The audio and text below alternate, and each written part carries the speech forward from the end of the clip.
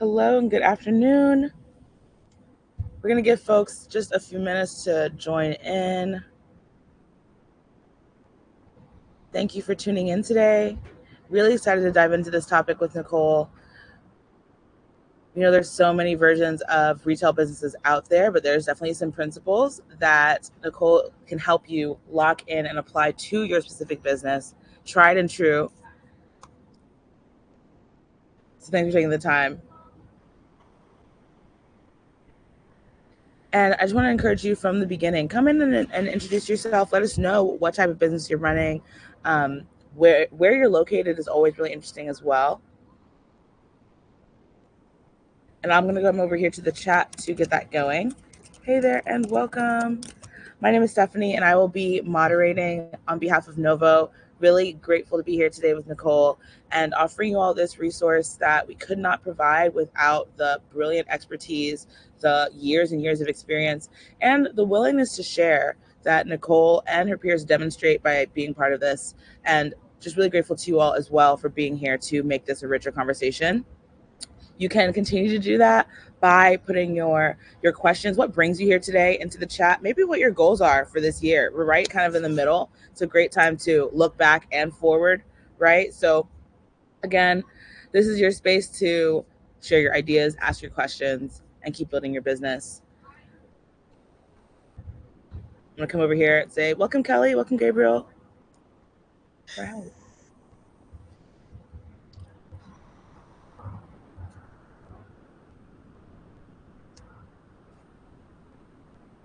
I see some activity over here in the chat, and I'll be in the chat throughout the presentation while Nicole is giving the real substance why we're all here today.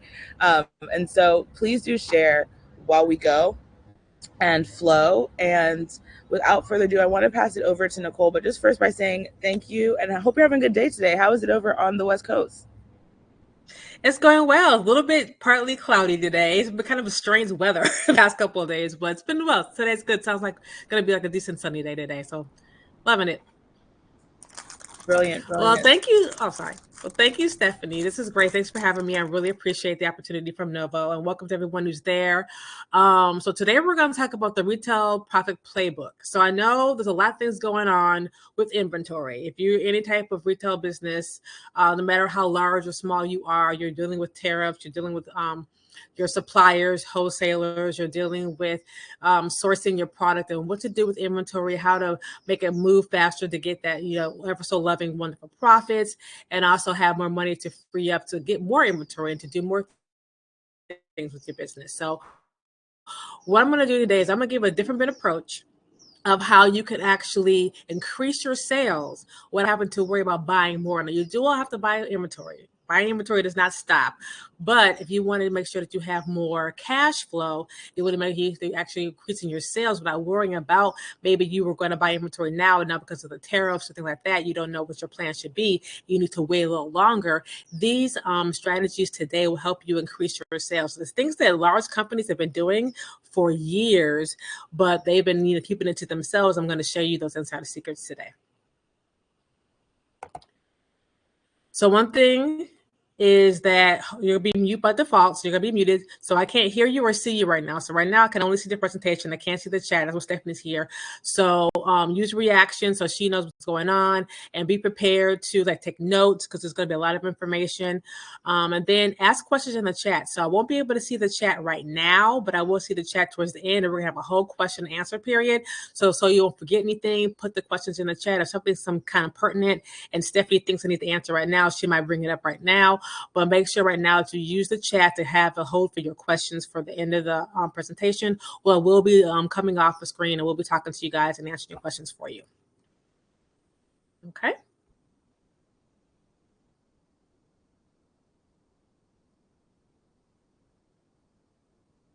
So, sorry.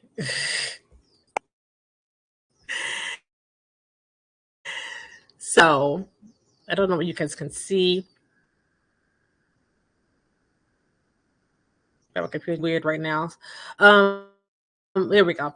So my name is Nicole Sims, as she said, and I am the boutique expert, and I have been in the retail industry for 35 years. So I want you to understand what this experience is coming from, where I'm coming from to teach you all these things today. I'm the founder and growth strategist for Creative Retail Solutions, which is a company that I created to help brands like yourself to grow and to scale and to get to this level in their business through visual merchandising, marketing, and sales strategies. Because those are my things that I love to do. Those are things that I've learned and honed in for my past 35 years.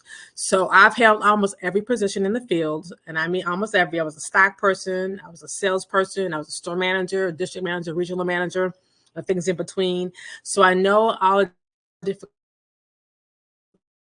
kind of ways to run a retail business. And then I work with top brands like Nike and Forever 21, The Gap, Porsche Design, Spanx, to name a few. So I know different types of retail, run different types of retail as well, and large volumes. And I love visual merchandising. So you're going to see today a lot of the things we're going to talk about today come from visual merchandising perspective, because visual merchandising is such a great way to change the trajectory of your business really fast and efficiently and economically more than you think. So we're going to talk about a lot of those things today. And I've managed the visual merchandising and training of $100 million regions. So I understand what it takes from small volume as well as large volume. So all these things could work no matter what kind of volume you find yourself in today.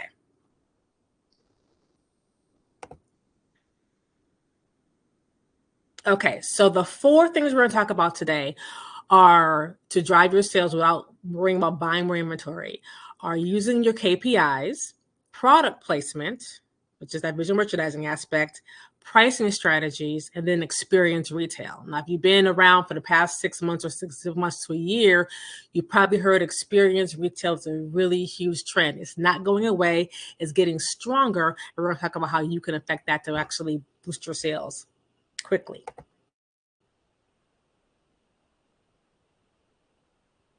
So now we're going to talk about using your KPIs. So what are KPIs? So these are things we talk about in almost every industry has some sort of KPI or a key performance indicator. If you've done any marketing, you've done any advertising on Google or Facebook, they talk about the KPIs, like your click per view, like that pay-per-click. Those are KPIs. So the specific KPIs that we use in retail that you have to do to make sure you know what you're doing. So KPIs can show you the following things: how your overall business is performing. They can give you the information so you know how well you're doing, or how poor you're doing, and where you need to actually improve.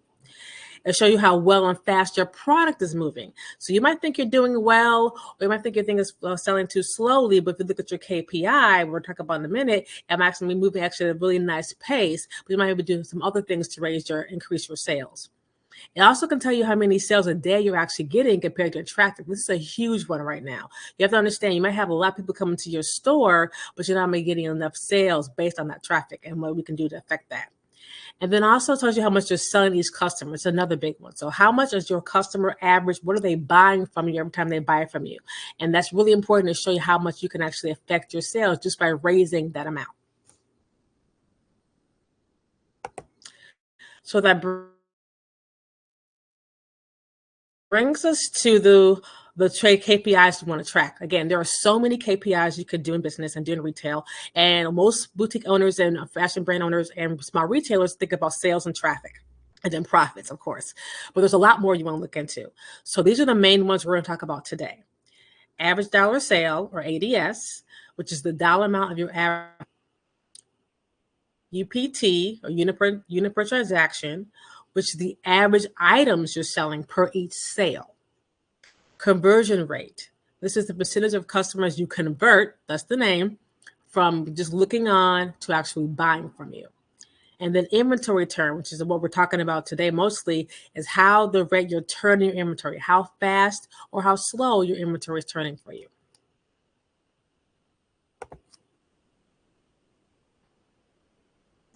So the first one we're talking about today is ADS.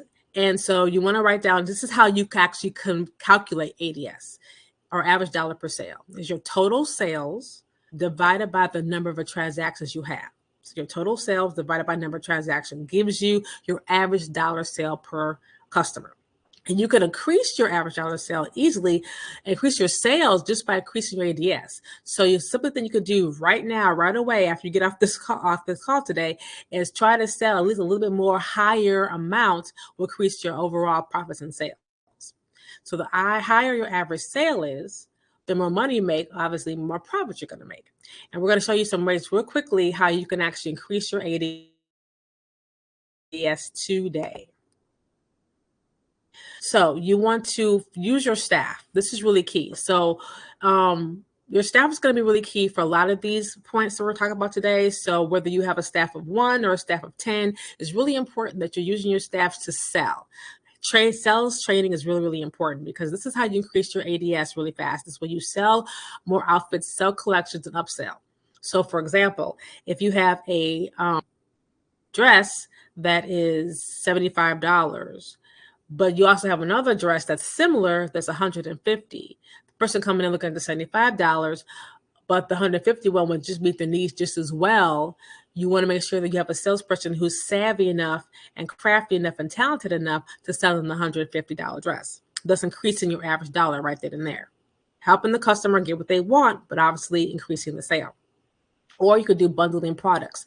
This is why you see a lot of stores, especially do 2 for items or 2 for items or 3 for items. That's why they're doing this, to increase their ADS. They're increasing their average profit and average sale to you, because they know if you buy 2 for something or 3 for something, your average dollar is going to, you think you're getting a deal, which you are getting a deal as a customer, but the bottom line is that retailer is actually getting more money and more of a higher ADS just by doing that 2 for deal. Okay, so it grows your bigger ticket. And then when you're using your mannequins or displays throughout the windows or displays throughout the store, you want to make sure you're using higher end items on these displays, because you're attracting people to those displays. When people see, they want to buy. And if you're showing them your medium price thing, that might be what you're selling the most of. But you would need more volume to make the sales that you need. So if you actually showcase things that are a higher price, no matter what kind of store you have, if you showcase a higher price item and people are attracted to that, your ADS automatically goes up with less sales. Okay, so now we're talking about the UPT. So again, this is a unit per transaction, and that's calculated by the total number of units that you've sold by the number of sales you've had, transactions or sales. So you can improve your sales by increasing your UPT. So again, that's what the volume comes in. So instead of selling maybe 2 or 3 things, you want to make sure you're selling multiple things. And in the industry average, the goal that the most large retailers are going for is the UPT of 3. So they want an average of 3 items per each sale. Okay. So they do things which to make sure that people are buying 3 items. So you want to focus on how much your average sales are, but you also want to pay attention to how many items you're selling. Sometimes you might have a ADS that might be $75, but your UPT might be 3.2. So you're still going to make a really good profit that way. Right. This is also really good for you guys who have a mid to lower price inventory where you don't have the higher ticket items and you do need to sell by volume. That way you can do it with making sure that you're doing things to increase your UPT to 3 or above. And these are some of the examples you can do. So add on impulse items. So this is why you go through Kohl's, you go through Target, you go through Ulta and other kind of stores. When you see all these things at the cash wrap, this is why. They're doing those things at the cash wrap or doing those things before you even get to the cash register to increase their UPT. That's why those things are there. They're usually things that are inexpensive or less money, or a trial size whether you don't mind trying for once. And it's like you already have your 2 items in your bag that you came there for, but while you're waiting through that long line, you're kind of enticed to buy other things, which will kick up the UPT for that store. That's why they're there. Buy 2, get 2 promotions. Another reason why UPT. So you come in there and you want to buy 1 pair of jeans. But you buy 2 jeans and you get a t-shirt free. That means you're automatically increasing your ADS as well as your UPT. That's why you see a lot of those promotions that way. So these are easy ways you can do right now.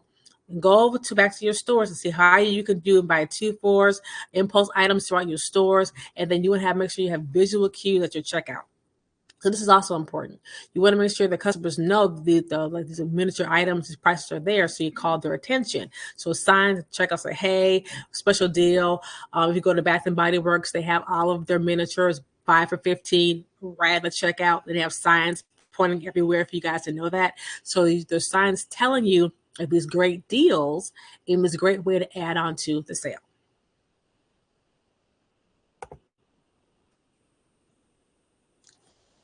So next is conversion. So this is a big one. Conversion is something that people are not really pay attention to unless you're talking about online stores. Online stores, you talk about conversion a lot because you have like a Shopify store that give you those conversion numbers automatically. Then a brick and mortar store could be a little bit more tricky. So you do need some kind of technology in your store to calculate this. But conversion is very important because it tells you some key things. It tells you might have a lot of traffic coming in, but if you notice that you have like a bunch of people coming in your store, but you're still not making your sales goal, that is a conversion issue. And that's also the reason why your inventory is not turning as fast, because you're not converting those customers into sellers, to buyers, excuse me. So these are two things you want to think of conversion. If your store is in a high traffic area, like a really popular mall or really popular center, you want to go for a conversion rate of 30 to 35%. And we'll get what that means in a minute. But if you're in a destination location and you're in a place where your one or two stores are there and people are coming to see just you, maybe the other stores around you, your conversion rate should be higher because they're actually coming there specifically for your store. So you should go for a 40% conversion rate. And ways you can increase that. So the way you calculate conversion is your total traffic. So the amount of people are coming to your store divided by your total transactions or your sales, and then multiply that by 100. And I'll give you an example in one moment. You want to ways to increase your conversion. Again, there's that staff again. There's that selling. You have to get your staff involved because a lot of times people don't convert because you're not being engaged, you're not being sold to. They're coming in, they love your windows, which is the last point, eye-catching window displays. They come in because you can't convert without traffic. So you get them into your store, they love your store, but then they're walking around and no one's engaging with them or selling to them. Okay, so you need to have your staff really on board, whether like a staff of 1 or staff of 10, they're engaging or selling, to convert those people from just coming in, looky-loos, to actually buying from you. And then easy store navigation. This is a huge thing I see a lot of my clients deal with, where they don't have a right way to navigate through their boutique, regardless of size, small, big, it doesn't matter. Your store needs to be easy for people to find what they want quickly. If you make a customer work too hard to find what they came in looking for, they're going to get frustrated, and it's going to be that friction, and they're going to walk out. So there where you're losing your conversion rate. So here's an example for you on how to understand conversion. So this is an example. So you have 2,000 visitors in your retail store of last month in June. In that time, you made 400 sales. Not bad. So you take 400 sales divided by 2,000 visitors, and it's 0.2. You multiply that by 100, and you get 20, which is 20%. That's not great. Okay. Anything below a 30 is not a good conversion rate. So even though you think, hey, you're making some sales, now you're kind of realizing, hey, maybe I need to work on converting those customers. I'm getting decent enough traffic. 2,000 visitors is a lot, but you're not converting them enough to make your sales that you need. So that's what you need to do. You need to convert your customers into buyers. Thus, it's going to turn your inventory faster and increase your sales. So the next KPI is inventory turn. And so this is really, really cool. So it's calculation is cost of goods sold divided by your average inventory. So how much inventory you have on hand, you divide that from your cost of how much it costs you to get your inventory. And there's two things to consider when you're thinking about inventory turn. You want to make sure that you're not selling it too fast or turning it over too fast. Some people think, well, that's a great problem to have, Nicole. I'm selling out a product and it's great. That's not really the case, because if you're selling out a product, that means you have a hot item or a hot collection and people are going to start it, and when you come back in there, you don't have enough to meet demand. So now you're sold out. Have you ever been annoyed when you've gone to a store and they sold out your favorite item, or they sold out something you were there, you saw online, or on Instagram, you went to go see it and it's gone, or you've gone to their website and it's sold out, and they have big sold out in red, and you click on something? That's that's actually a friction point. You don't want that. So you want to have enough inventory on hand to meet demand. But then also, you can have an inventory that's too slow. So there could be a couple reasons for that, but your turn is too slow. It could be you bought too much, so you overestimated the demand, or it's not a good performer where it's not performing the way you thought it would, or it's performing but not to the rate that you think it should be performing. Like you've sold a maybe 5 or 6 instead of selling the 100 you thought you were going to sell. But that also might not be the case. So in the next section after this KPIs, there's actually a way that could actually look into how your inventory can turn a little faster. That could be the location of where it is in your store. So you're thinking about inventory. You want to think about this kind of graphic. You want to have a streamlined operations, and basically that is your back office. That is your way you're actually going around and having an actual process of buying your product from your wholesaler, your supplier. Then you want to have the right inventory tech. So that's a technology that tells you how your things are selling, what's selling, what's not selling. It's really key. I always ask my clients, like, okay, what's your top category? What's your top seller? You should be able to have the data to understand what things are selling, what things are not selling, what categories are selling. So maybe your store sells really, really good in active wear, but when it comes to dresses, it's kind of slow. You want to know those kind of things so you can make adjustments. So you're like actually putting more money into what's actually moving for you and not what's not. Or then you want to analyze and audit your inventory. That's what this KPI comes in. That's when you look at your KPI numbers and your turn. So there's actually different kind of turn numbers. So depending on what type you sell, each turn number has a different, each kind of niche has a different turn number, excuse me. So luxury has a different turn number than jewelry. Jewelry has a different turn number than fast fashion. If you want to know that more, at the end of the presentation, I'm going to give you the opportunity to do a retail health call. It's a complimentary call with me where I actually go over all this to get you more information about your particular business and where you should be at and look at and kind of evaluate your business towards your KPIs and other things we're talking about today. But you want to make sure you know what your inventory turn number should be for your industry and for your niche, and then see if you're making those.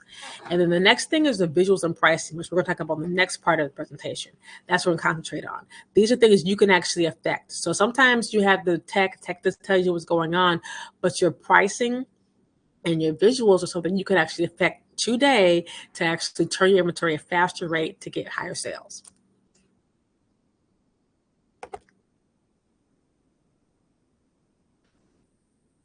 All right, so now we're going to talk about signs of placement. So before you're thinking, okay, maybe you bought something that's horrible, maybe you think you didn't buy something that's going to fit, you want to make sure you understand this. 30% of sales increase when you place a product properly in the store. Let that sink in. So just by moving something in your store, making sure it is visually merchandised properly can increase your sales by 30%, thus raising your inventory turn. So one thing you want to think of is before you start marking things down, which a lot of people start doing, well, I have a slow seller, I have a dog, it's not moving, so let me just mark down. Let me put everything on sale. Slow your roll. Before you mark things down, you want to look at the product placement. Where is it on your floor? Okay. And before you think your inventory is a bust or dead weight, like, oh, I bought a dog, I didn't buy something that people don't want. Again, look at your product placement because it could be where it's merchandised or how it's merchandised that could be affecting sales. So there's a basis of product placement, okay? So products in prime zones get noticed and purchased. So know the hot zones in your store, where the customers shop the best, shop the most, go around the most. And those are places where you should put your best sellers, so things you want to sell, you want to push. And I also would say that those are also places where things that are not moving as fast as you like them to, move them to your hot zones so the customer can see them. Because the next point is shoppers buy what they see. If your customers don't see it, if your customers can't touch it or interact with it, they're not going to buy it, no matter how great the product is. And if you ever been with it, if you look at any of my content, I talk about visual storytelling a lot because storytelling drives sales. And there's so many different ways you can, tell stories. There's so many ways you can do that. We'll get to that in this presentation, but you want to make sure you're telling stories throughout your store because that actually drives sales. So maybe the slow mover needs to have a different story. Maybe we need to reframe how it's being seen in the eye of your customer, and that'll make it sell much faster. But then, of course, your good placement increases a UPT. increases your conversion and your ADS automatically. So just moving it increases how many people will buy it, how many people are going to buy the item, and convert them from just looking on to actually engaging with the product and buying it, becoming customers. Thus raising your profits all in one day. So these are some kind of ideas you want to think about when updating your elevating your placement. Because again, updating takes a little bit of work, but you want to make sure that you're taking the time to do these things. So you can actually pick one or two of these today, this week, and kind of take a look at which one will be effective for you in a quicker pace. So remember, customers buy at the eye level. So eye level is the buy level. Remember that. So if a customer can't see in their eye level, they're not going to buy it. So make sure you're putting your best stuff forward on your eye level so we're going to see that first. Power walls. This is really, really key. So this picture right here over here, that's actually from Forever 21 when they have a power wall of a really nice going out club outfit. It's impactful. It's incredible to look at. It was really cool, and it draws you into the store. So they have accessories, they have dresses, they have layering pieces. So they're showing the different kind of items in this wall that draws people in, telling the story for going out. They have speed bumps. So what a speed bump really means is something people are walking through your store. Again, doesn't make a difference how big or how small your store is. Walking through a store and it stops them, that's a speed bump, from going in their tracks and catching their attention. So a great folded table, a great merchandise table, a fixture that has a nice collection of items on it, a sale fixture or a new arrivals fixture, things that actually will stop a customer in the tracks will really make them want to buy and take a look at that. And then checkout zones, your checkout area. Don't just have the register and make it actually a zone experience where you have different things people can interact with and actually can see and buy from you.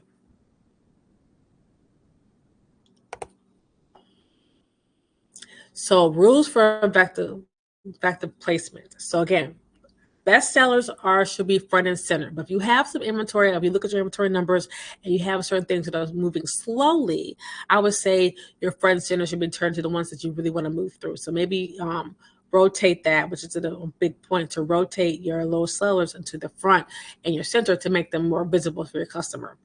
Group by lifestyle or need. Like I just showed you on that wall from Forever 21, you want to look at, okay, what kind of lifestyle message or story can I say, or what kind of needs? If you have customers if you're in a swimwear store, customers need swimwear, they need swim outfits, put all together. Okay, here's your perfect thing for your beach vacation, perfect thing for your cruise. Have it all together as a cruise lifestyle collection or a beach lifestyle collection, everything they need for that particular purchase.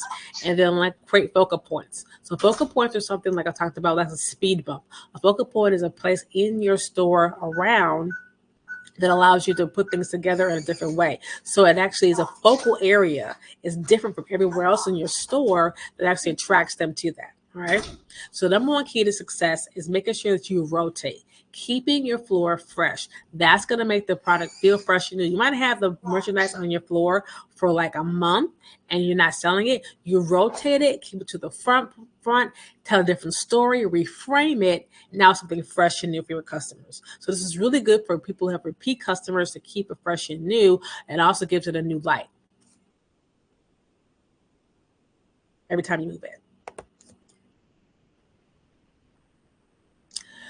So think about this. 80% of purchasing decisions happen in stores. So with the rise of online shopping, it's still only about 20 to 25% of all retail sales happen online. That means 75 to 80% still happen in the store.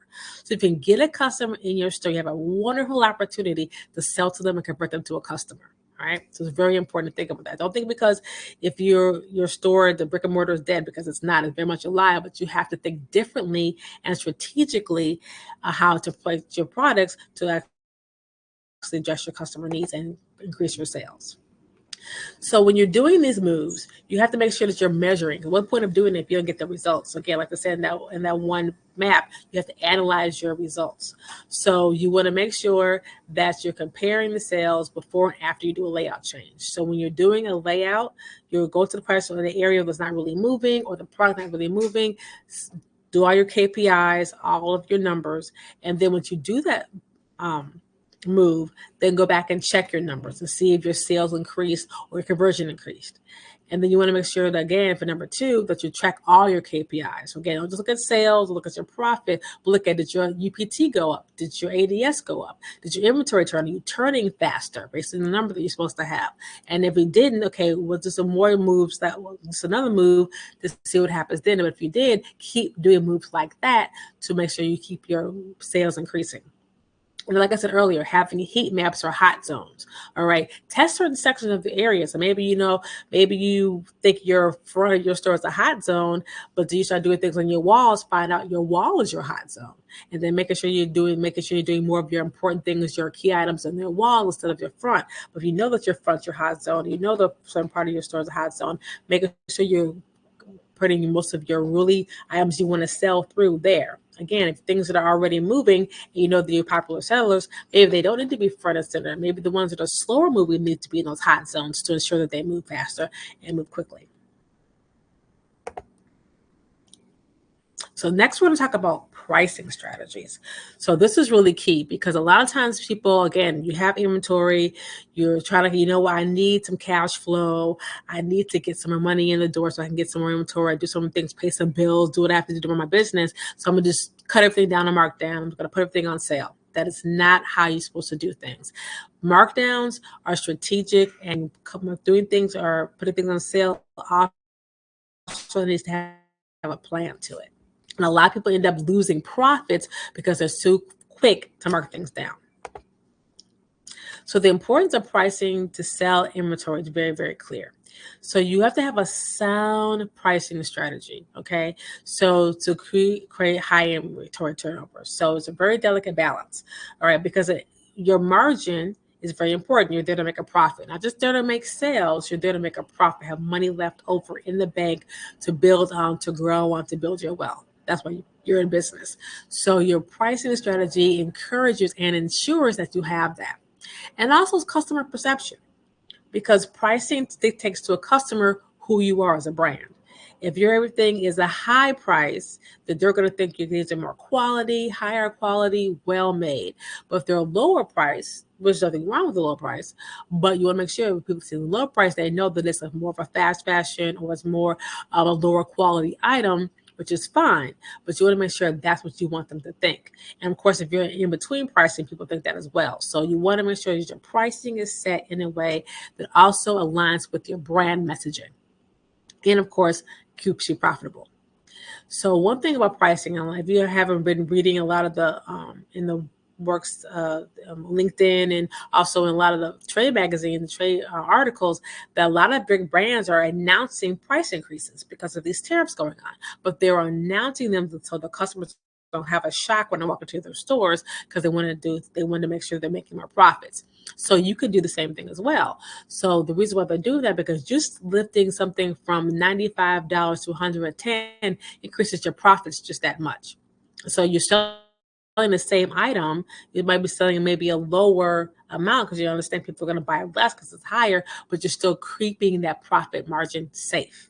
So even though you might be selling less UPT, less units, your ADS has gone up, so therefore your profits are safe. That's why those numbers are so important to know. And then pricing is strategic and not guesswork. I know a lot of my clients, especially the ones who were newer, were like, well, I heard you're supposed to do a 50% markup automatically. That's how you're supposed to do all your sales. Not necessarily. 50% of is normal, and the fashion industry, different industries have 30, 40, some higher, some lower. But the main point is you want to make your profits. So you want to make sure you're keeping your profits when you're pricing. So if you buy something at $50, you want to make sure you're putting in enough money so you keep a profit. And we'll talk about in a minute how you want to make sure that profit also is that bubble when you do mark things down. That's also important.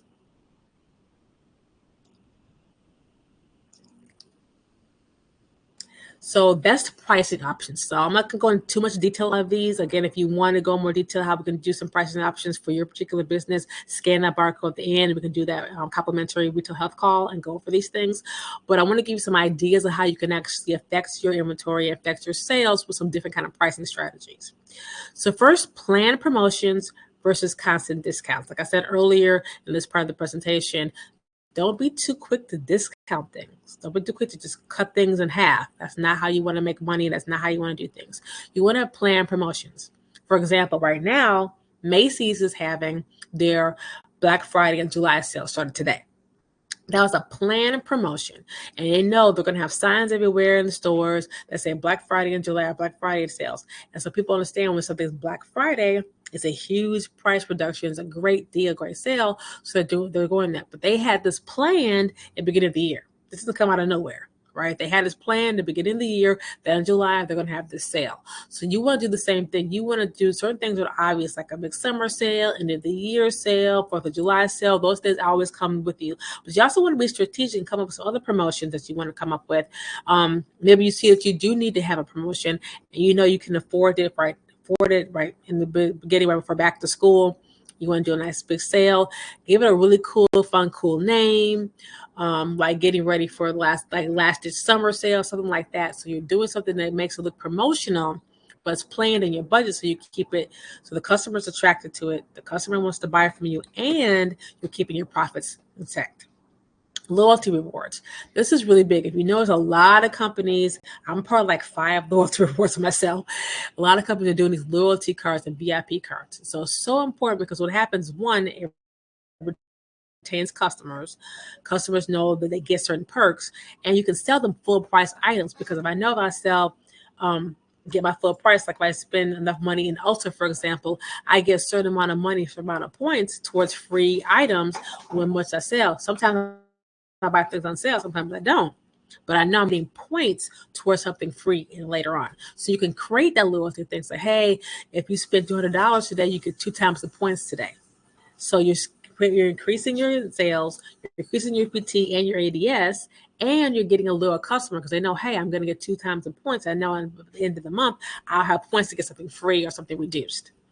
You also can use loyalty rewards to give people discounts over before anybody else does. So I've had one today where a beauty supply that I go to, they say you're a VIP customer, so hey, we're going to show you the 50% off that we're going on right now before it goes to the rest of the public. So you actually get enticed. So hey, I get that promotion, so I'm going to stay loyal to you and buy with you only because I know I'm getting those promotions. Again, that keeps your loyal customers, that turns your inventory, increases your sales while you haven't do too many markdowns. And we talked about this earlier, bundle pricing. I'll talk about this in a minute. Bundle pricing, 2 fours, 3 fours. Buying a sweater that's $45, buy two of them for $80 instead of buying one. Again, that increases your ADS and that increases your UPT. That's increasing your profits. The customer gets a deal and you don't mark anything down. Okay, so think about these kind of ways that you guys can do these things creatively with your stores so you can turn your profits and turn your inventory and keep your customers happy.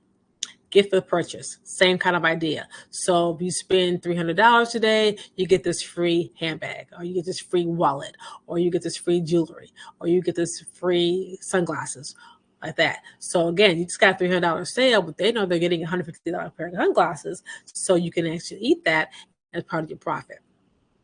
And one thing is clearance with a purpose. So a lot of times in the industry, we have things called a cadence. We have a markdown cadence. And so you have to understand when you're running your retail business, the difference between a promotion, a markdown, and clearance. Those are 3 different things. Okay, so make sure you understand the difference between that. A promotion we just talked about when you have a planned sale that happens periodically. A markdown is a first markdown, that's a cadence. It's a first markdown, but can go even lower. Clearance is the lowest you ever want to go. There's a whole system around that. We can actually talk about that on our call. We would get together because it's actually a system that where you actually can mark some down really, really low and still make a profit. The customer's getting a deal. The customer's getting, a great markdown price, but you're still keeping your profits intact. And there's actually a whole system doing that. But again, you want to make sure that you have a cadence and a system and strategy for how you put things in promotion and marking things down. So these are pricing strategies that keep you profitable and also turns your product really fast.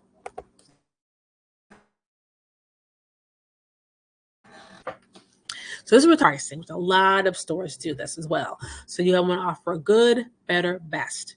So you want something that you have a good pricing strategy, something that's a little bit better, and then your best pricing strategy.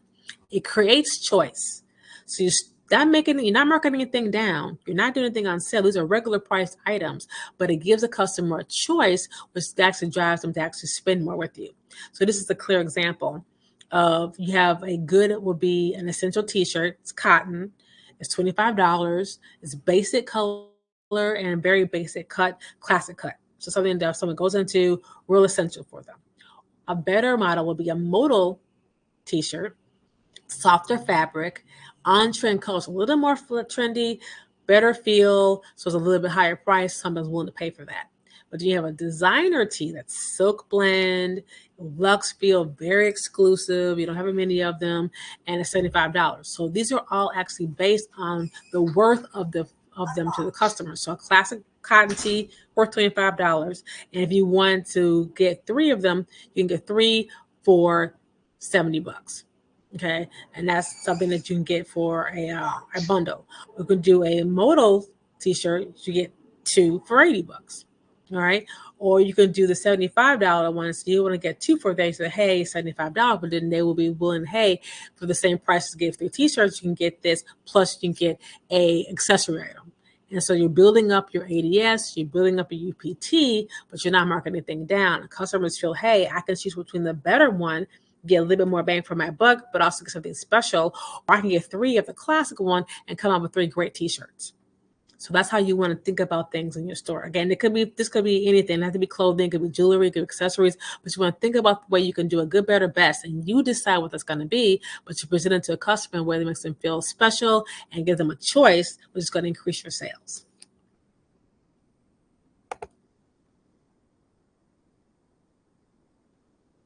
So pricing strategy is all about profits. You have to know your margins, okay? You have to avoid racing to the bottom, which a lot of people do, especially in fashion. They want to race to the bottom, like I want to be the lowest price retailer, but you don't always want to be that. You want to do value over cheapness. You want to come about cheap. You could be low price, less expensive, great value, but not cheap. So you want to price in a way that keeps your profits intact, but also gives you value to your customer. All right, so lastly, we're talking about the experience shopping model. So again, experience shopping is a huge thing right now in retail. It's not going away. You need to get on an experience train if you haven't already. And so many different ways you can do that. You don't have a big budget. It doesn't make a difference what kind of volume, but you do want to get in where you fit in where the experience is concerned, because that's going to keep you competitive in the marketplace over your competitors. So it matters because of these 3 reasons. So customers are now buying experiences. So not just buying products anymore. They can get products anywhere. They come to you, they come to stores, they come to boutiques because they want to have an experience with you. Okay, they want entertainment. And they can't get that at Macy's. They come to you because they want the entertainment. Right? It creates loyalty, word of mouth, repeat customers. So I have a good experience at the store. I'm telling my friends, I'm telling my family, I'm putting it, I might be posted on my social media, how great the store made me feel, how great of experience I had. Right. And like I said, it differentiates you from online competitors. So stores who are doing really well online can't compete with you because hopefully you have an online store as well. So you do the omni-channel situation. But they can't compete with online only, compete with you because you can't give them that experience. They can't give them that. Online stores cannot give what brick and mortar. That's why brick and mortar is not dying, because customers are realizing online stores are only 2-dimensional. But brick and mortar can give you something that I can't get online. And that's what you want to make sure you're growing. And it grows your market reach. It grows you as a market leader in your industry or niche. Right? So sell the experience in your stores. Build your brand with immersive experience and create community. We're going to talk about that towards the end. But build a brand that has experiences people come to time and time again. And these are a couple of ways you can do that. So you want to use your senses to create experiences. Okay, so visual merchandising is part of it. That's the sight part. So beautiful, eye-catching displays. That's only one part of the experience. It's an important part, but it's one part. Then you want to use sound. Sound's important. So the music, have you ever gone to a store where the music just didn't fit the feel, the vibe that you wanted to be in? It just wasn't your vibe, it wasn't your scene. You kind of like wanted to get out of there because the music didn't really fit you. You were having fun with it. Or you were in a store where the music was totally you. It was totally on brand, totally what you need to want. Then you have to shop for almost an hour because you're having such a great time. Music is so, so key to a shopping experience. Actually, psychologically proven, scientifically proven. And then scent. You want to have some kind of signature scent, whether it be a candle, whether it be an air freshener, or something that people come in to your store and have a scent that actually matches your brand.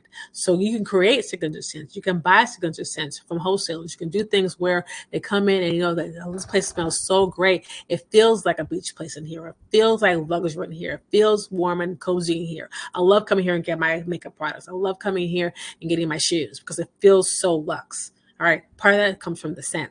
And then touch. Have a way that you can have experiences where they're touching from you. Experience would be like, say you saw cashmere sweaters, instead of hanging them or putting them far away, put them forward on a beautiful table where you can touch and feel and try them and get immersed in the experience of feeling like beautiful cashmere. Or if you have a wonderful area, a big enough area where you can have a try-on room, you can have a try-on section or a waiting room with velvet chairs and plush wood and nice kind of different wicker chairs. The kind of things that have a nice experience to them that feel warm and cozy and lush. Those are things you want to do to create the experiences in your stores. There's a lot you can do.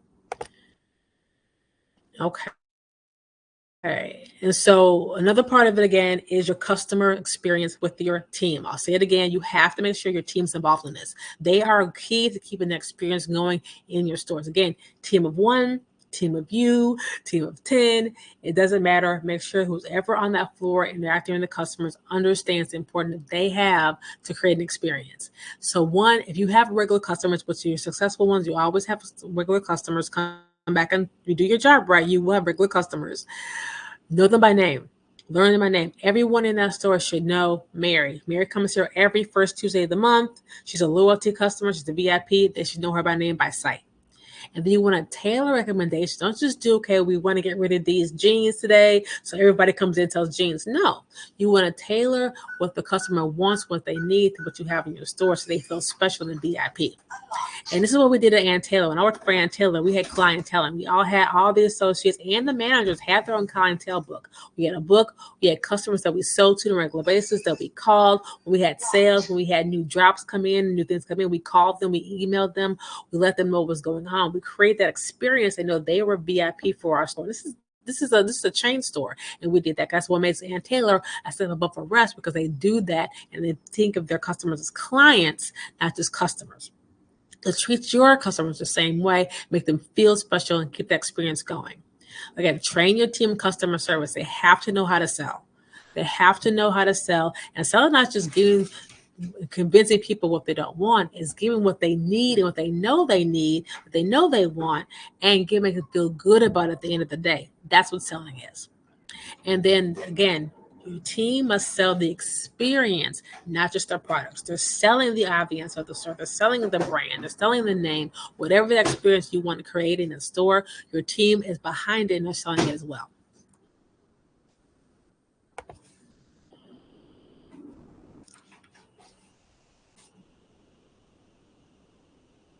Okay, so when I talked about a little earlier about create that community experience. Okay, so a lot of my clients, they have used their brick and mortar stores and their businesses as community centers and to have events. So events for the community, event for the neighborhoods, events of second tier things that they're interested in. Like one of my clients, she was interested in waist beads. She had a waist bead party and brought everyone together. She can have 25% off waist bead purchases, plus they can have 50% off any other purchase in the store. So use it as a way to get the community together and become a community hub. It's also a way to sell your products in a different light, because again, anybody can buy a dress, but if they're buying a dress at a cocktail party and you have little hors d'oeuvres, you have a little wine, little drinks, whatever, but you make it an experience for them, they're going to remember that I'm coming back to this store to buy my dresses in the future. Okay, so you can do in-store events, like I just said, styling workshops. Maybe it's people that go in the neighborhood like, hey, let's do a styling workshop with comfort. It's a big So there's a big event coming up. What style you got for your event? You get 25% off your dress if you buy it from us.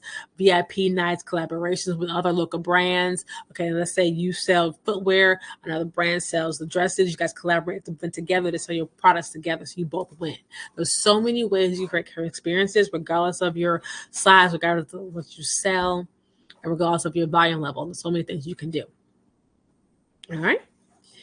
So one of the things we talked about earlier was about your systems, talking about your systems and talking about what you want to do behind the scenes. And one of the ways you want to do that is you want to make sure that you have enough money in your reserve, in your bank for what you need. And so I want to thank again for Novo for allowing me to have this experience and have an opportunity to come before you today. And Novo was the bank that I used for my business. And I love the bank because I love it gives me so many different options. And one of the options, like I said, you want to have a cash flow. And one way you want to do is you want to have sure you have reserved, you have a section in your bank account for cash flow. And Nova makes it so easy for reserves to do that. You can do up to 20 different reserves. Reserve is a special thing that takes away, you set the amount and takes away how much you want to do and save. So you want how your inventory is turning and your profits going in. You want to have a profit section, like it shows here. You also want to have an inventory section. So you have a backup thing. So you always know how much money you have to buy new inventory, to do those things. So you always have it flowing and going. So the Novo Reserve is great. So if you're already Novo, a member, you already have Novo Bank as your member, as your bank, you go back and look at the reserves and kind of set those things up for you. So you have the systems in place to keep your cash flow flowing and get the things you need. And if you're not a Nova member, you can scan the code right here and get a free account to start those things, because those are the things that a lot of businesses miss out on that really kind of hiccup them with their growth. All right. So that is it. So I'm going to put it on the screen the information. Actually, let's do this one. All right. So you want to scan these. I have a ebook talks about how to attract stores to your online store. So hopefully everybody here has an online store and you can attract them there to get there. And then that gets you omni-channel to get to your brick and mortar. Again, there's a free link to get the Noble free account you want to set up to get those reserves, get your different setups for your profits as well as your inventory, and then a retail health evaluation. This is a really key call for you guys. There's a complimentary call that I can go over certain things in your business. So the things that you were talking about today, how would I use KPIs, or how would I use product placement, or how would I create some events, or how can I train my staff? Any of those questions come up, we can sit down together and talk about that. So now I'm going to go to question and answer period. So if there's any questions in the chat that I didn't see, Stephanie, let me know.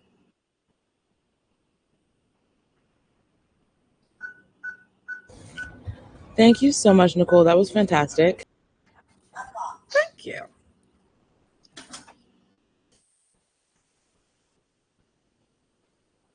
Kelly did ask. Any questions? Kelly did ask about how this works for retail, and I shared with her the replay page from your first event, the 4 keys to online retail sales. She asked what? I'm sorry, I missed that. That's how this how this would pertain to online stores. So I shared the recording of your last presentation. Oh yeah, so yeah, definitely. Well, the KPIs are the same. So you're just using it differently because you still want to know your average dollar sale online. You still want to know your UPT online, how many you're selling per transaction. Like I said, if you have Shopify or Wix, they give you those information of how much you're selling and how your conversion rate and your traffic is. So they give you that information already, but you need to actually have the actual software as well for inventory, so you know what inventory is selling. So you still need to know what's selling, what's turning, what's not turning, what's moving, and then you still want to create experiences and stuff online. Like you said, in my last presentation, it goes over all that as well. So definitely go back and look at that. It's on my YouTube channel as well as a link that she gives you how to create these experiences. But the KPIs are the same. KPIs are required across the board because you have to know what your numbers are so you can affect them. Okay, so brick and mortar, KPIs are pretty much the same. Good question though. All right. I know it's like a background. Anything else?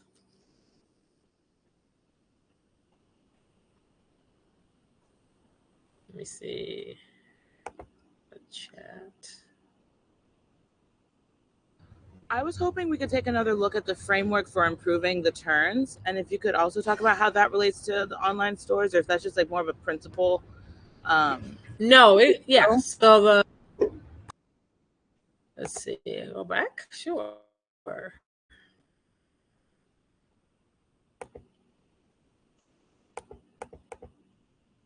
This is a delay, so I apologize. All good. It's like delay. I think this is just so full of really helpful information. And like kind of as I started with it, it's definitely info that every retail store owner can use something of this. And I guess I would ask, like, what is a manageable, reasonable amount of, even just with like, for example, the store changes, like how often should retail business owners be like analyzing these KPIs and reassessing their strategies? That's a good question. For some reason, the slide is not moving, so I'll keep going. No worries. You can just talk to So basically, what you want to do is you want to change. My personal opinion, this is what I tell my clients, is that I like my stores to move monthly. So I like my windows to move twice a month, and I like my store to move monthly. Some type of micro move should be happening in your store monthly. Same thing with online. For the customer online, you need to be moving your homepage needs to change monthly, or should not go to you month after month after month, and your homepage is the same. That should not be happening. So your windows should change twice a month, in my opinion. Your homepage should change once a month, and you need to be changing your floor microly once a month. So even if you are doing well, even if you're not having the problems, if you're not having the issues, and you still want to change, because again, you're not just appeasing new customers, you're also appeasing your current customers, and they need to see new things over and over again as well. All right, so that's just my opinion for that, is that you want, then your KPIs, you look at that weekly. KPIs should be looking at every single week, because again, you want to make sure that you're changing the things you need to be changing now, and you know what's going on. So you will need to know weekly if you're on track, or if the minimum will be monthly. That's what it monthly for me. I prefer, when I was in the industry, we looked at KPIs every day. When I was over there in the industry, when I was my regional manager for $100 million, I was looking at my KPIs every single morning. I did a deep dive once a week. So Monday morning was office day. We did a deep dive, and I looked at what I could change. And then I went to the week, try to change them, what I could do. But I would look at those numbers every single day. That's how important they are. Because the more information you know, you would think, okay, Monday you think you have a ADS. Over the weekend was good ADS, in my opinion, is what for a store, for online and offline, is about $75. That's a good ADS. If you're luxury, it should be $200. But if you're mid price, it should be like $75. So if you're having to have a weekend, because it may be a good weekend sale, but then Wednesday ADS falls to a 50, there's something going on there. So that's why you need to know what's going on week day after day, week after week, what's going on at that point. What was the question you had for the inventory? I was curious about discussing the inventory wheel, or like the how to improve the inventory turn, and it was like a wheel of four. And so I was like, I really like that one, and I was just like, oh yeah, can we just go into that one again, and I guess apply the same thing? So what here is the presentation? Yeah, so no worries about that. Maybe it would be a good that would be a good like short video or something. But I also wanted to just ask, in your experience working with clients, which of these KPIs is the hardest to improve? And then go ahead. Conversion. That's the hardest to improve. And that's the one thing we concentrated on. Because like I showed you, ADS and UPT are basically simpling price. You can do different pricing. You can do different bundling. You can do basically better selling, is because conversion has to do most to do with selling than the others do. And that's why you saw me talk about selling so many times. That's why selling and your team came up so many times, because that's the hardest thing to change behaviors. And that's one thing that has to do with more outside of your control is, okay, I'm trying to change the mind of a customer. But if you do things, the pricing kind of sells itself. The bundles sell themselves. Again, that's why you see so many retailers do bundling, do 2 4s, do 3 4s, 5 for 15s. That's why they do those things. You ever wonder why? That's why, because they're trying to work. They're working on the UPT, and they're working on the ADS. They're pulling those up. You can do those, but conversion has to do with the will and changing someone to actually who wasn't planning on buying from you and looking at you coming to, like, for the person at the online store. They'll tell you how many people keep shopping, keep coming, but conversion rate's so low. You have to make sure you're doing what you can do online to change their mind, opinion, and perception of you and your brand to make them want to buy from you. And conversion takes a little longer, because sometimes to convert a customer who wasn't planning on buying with you takes a few more touches. Or a customer who likes you but just wasn't interested, but then you move things around, showcase something that they haven't seen before, reframe it in a way they haven't seen before, or rebundle it in a way they haven't seen before, they're more primed to buy. So conversion is a little bit harder. Good question. So here's that wheel we're talking about. I see. Yeah.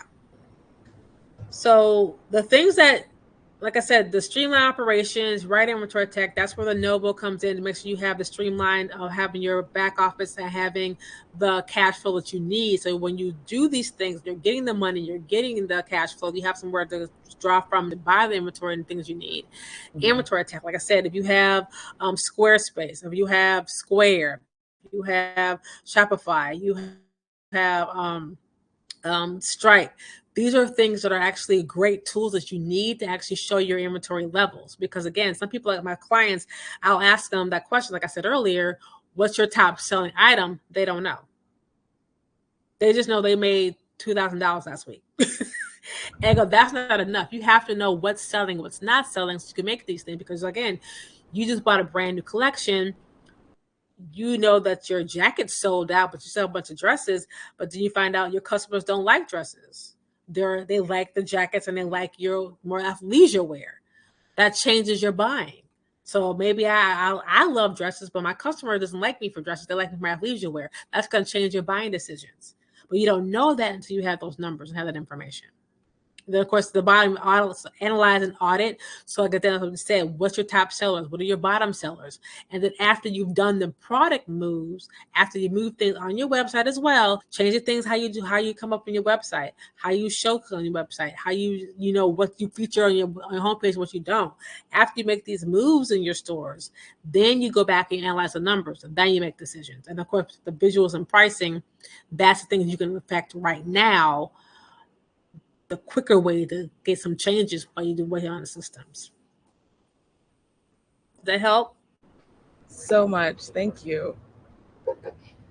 And if there's any other questions, you all, I just wanted to share that link one more time to connect with Nicole. And the next presentation will be the holiday retail strategy. I know, Kelly, with your candles, I'm sure the holidays are a great time for those. Oh, yeah. The website, lovely. And I hope you do get a chance to tune into that replay of Nicole's and can take some of your questions about the online retail store and your own goals and such to her. Because as you can see, in the right place to really hammer out the strategy and optimize what you love to do and get it to more people. I just wanted to also say, I was curious, Nicole, last question is what is a good resource? So you mentioned, I think, a little bit about standing out from your peers. How do you kind of gauge your peers when it's brick and mortar? Is it local businesses automatically because your clients are on foot, so you know where they like to go? Is it more of similar when people say to look at your goal with personal branding? I'm thinking of, I guess, where it's if you're posting a way you like, maybe you should give that way a try. Or is it just you just go out and check out different stores and literally walk them and see what feels right? I'm curious. It's a good question. It's a little bit of both. So if you're a local store, obviously your most immediate competitor are your local businesses in your same area, in the same shopping center, in the same city. So you should have a little bit of understanding of what they do well, what they don't do well, what you like to change differently about them. And it should be actually competitors of things that you sell. So like the person that sells candles, her competitor is not the beauty store. They're different clients. They might actually have the same customer. They go to one store, they want for beauty, go for candles. You want to basically go apples to apples. But you also want to go online because, again, you should all have an online store. You should have omnipresence. You want to see what your customers are doing online, and then you want to make sure, because, again, people go to Google, and I Googled for a client to see where she came up on a Google search, and they search for certain things when they go travel, when they go to different areas, I'm going to New York this weekend. What are some top swimwear places? That's why I was looking up, and you have to come up. So you have to make sure that your presence on Google and Yelp is really good. Your reviews, people, I love coming into the swimwear store. It has all this great blah blah blah blah. It's all on there. So when I'm researching, that's what I do. I go on Google and Yelp, like who says what about what. So when I go travel, that's where I'm going.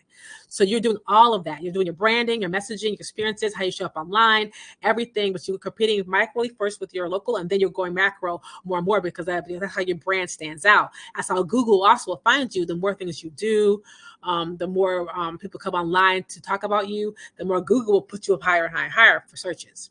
So it's all of that. Brilliant, brilliant. Thank you so much, Nicole. You're so welcome. As we are like after the hour, I want to thank you for taking the time and being present for all our additional questions, but and just for devoting the time to be a resource with all your years of experience, and to you all for tuning in and staying locked in. Really wishing you well in applying all of this to your retail profits and refining your playbook for yourself using these strategies. And I think what's always really helpful is like reframing. I thought that was just really powerful here, as far as like, no, you're not just throwing discounts up because you know you need to like move things. Really allow yourself to play the long game, value what you have and the energy that you're putting forth, and communicate to the customers that it's opportunities. It's not like lower, it's not lowering, right. It's opportunity, timing, right. Those sorts of things that we can work with. So feel like I've learned. And I want to say one quick thing. One of my clients in the past was a candle owner. She had a candle shop. She made her own candles. She sold them. So, and I helped her a lot of things. I helped her on her website, basically. So these things work. So I'm talking about fashion. I'm talking about clothing, but I've had beauty clients. I've had wellness clients, and I've had candle clients. And I've just done the exact same thing. It just looks different. That's why we have those calls, because I tailor them to your business. But retail is retail. And so that's why I look differently. So I'm just going to give her that heads up that I had a very successful candle client that helped her with their stuff online. Thank you. And then if you're watching the replay, yes, keep that in mind that there's a wide range, over 35 years of experience with different businesses. So please do bring your questions to the comments or to Nicole directly. Her contact info will be in the replay when you're watching it. And you can also join us in the community for Novo and find us there. Great. All right. Take good care. Until next time. Thank you guys. Bye, Kelly. Bye. Thanks. Take care. Bye. Bye. Did you turn on those lights? Mm-hmm. Oh. So I can have better behind me. It's too dark. The last time I didn't, she said it was too dark. Can I turn it off now? Yeah, I'm done.